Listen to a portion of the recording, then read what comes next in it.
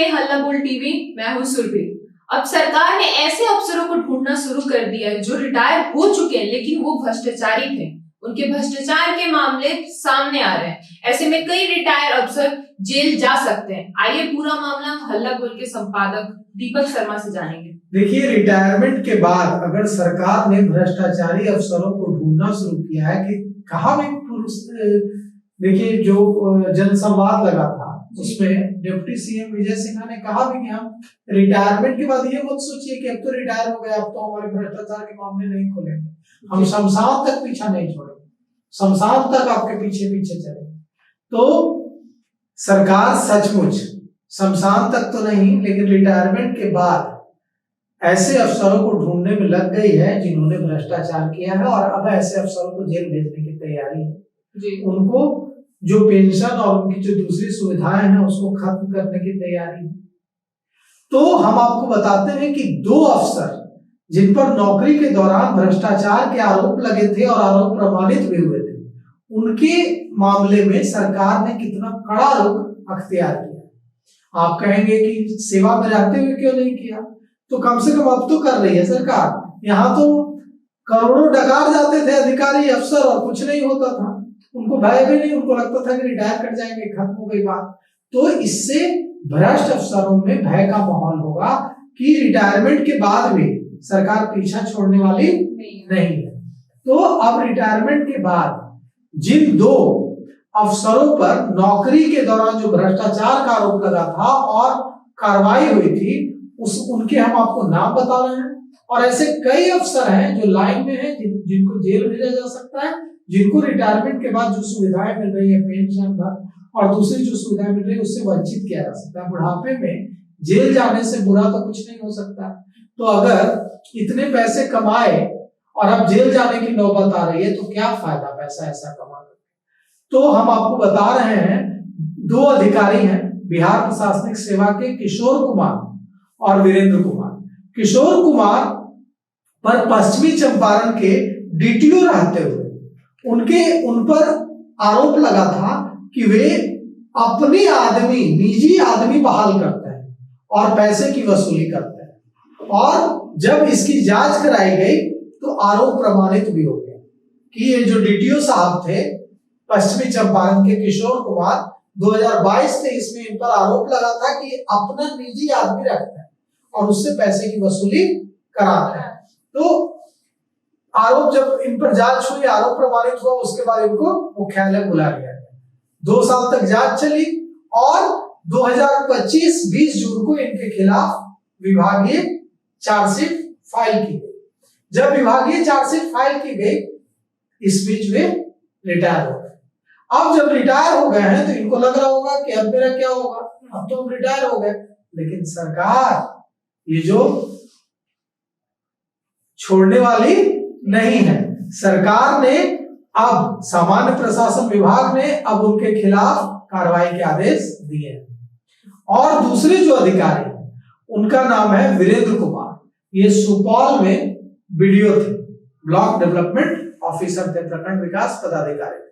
इन पर इंदिरा आवास में जो बेनिफिशियरी हैं, जो लाभुक हैं, उनसे रिश्वत मांगने का आरोप लगा था। अब सोचिए सुरभि कि जो इंदिरा आवास पाने वाले लोग हैं उनसे जो रिश्वत के पैसे लेगा उसको भगवान की कितनी आह लगेगी, क्योंकि वो तो सबसे गरीब लोग होते हैं समाज के जो इंदिरा आवास जो लेते हैं।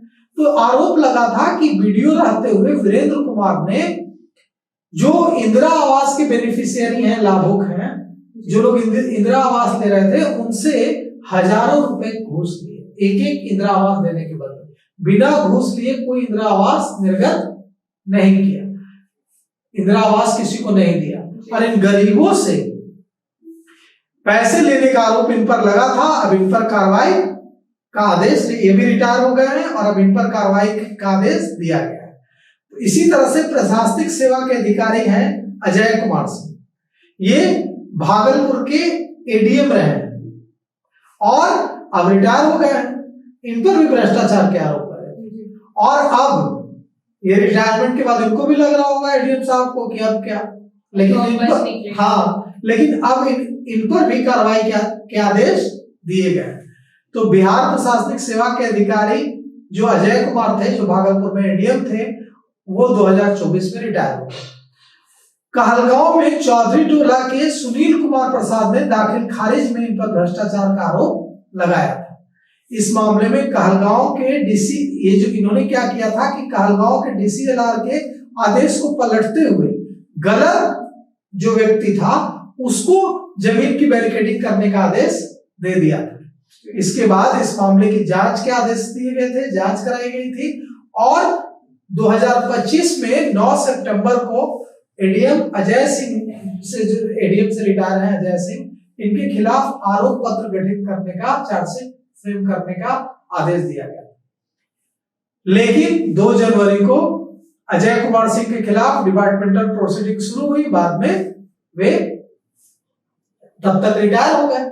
लेकिन अब तो उनके खिलाफ डिपार्टमेंटल प्रोसीडिंग शुरू हुई है, तो यह भी हो सकता है कि ऐसे इन अधिकारियों को, जिनके नाम हम बता रहे हैं, रिटायरमेंट के बाद इन्हें जेल जाना पड़े। यह भी हो सकता है, अब तो सरकार भ्रष्ट अधिकारियों की संपत्ति तक जब्त करती है। यहाँ बिहार में तो डीजीपी नारायण मिश्रा, जो डीजीपी से बड़ा तो कोई अधिकारी नहीं होता है पुलिस विभाग में, डीजीपी तक की बिहार में डीजीपी थे नारायण मिश्रा, उनकी संपत्ति जब्त करके उनके अवैध संपत्ति में स्कूल खोला था सरकार ने। तो ये तो बिहार प्रशासनिक सेवा के अधिकारी है। तो यह भी हो सकता है कि इनकी संपत्ति जब्त की जांच कराई जाए, और अगर आय से अधिक संपत्ति का मामला बनता है तो इनकी संपत्ति जब्त की जाए। यह भी हो सकता है कि बुढ़ापे में जेल जाने की नौबत आए।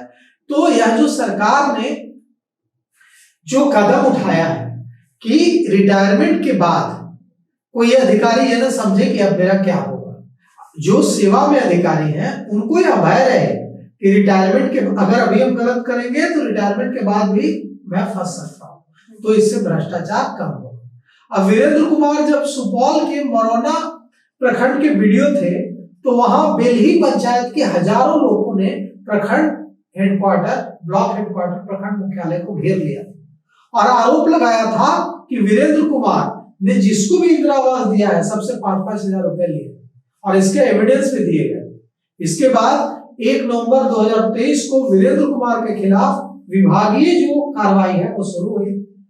2 साल बाद 30 नवंबर 2025 को वीरेंद्र कुमार सेवानिवृत्त हो गए, रिटायर्ड हो गए, और डिपार्टमेंटल प्रोसीडिंग उनके खिलाफ चली रही थी। अब फैसला लिया गया है कि इनके खिलाफ कार्रवाई को आगे बढ़ाया जाएगा।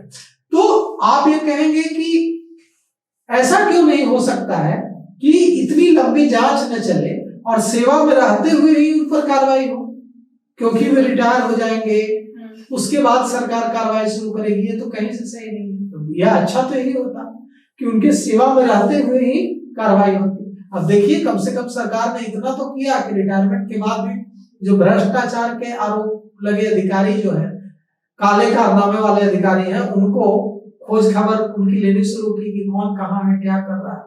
तो इससे एक भय तो बनेगा ही, लेकिन अच्छा होता है ये अगर उनके सेवा में रहते ही उन पर कार्रवाई होती, उनको जेल भेजा जाता, उनकी बर्खास्तगी होती, तो इससे वे पेंशन और बाकी जो रिटायरमेंट बेनिफिट्स हैं उससे भी वंचित हो जाते हैं।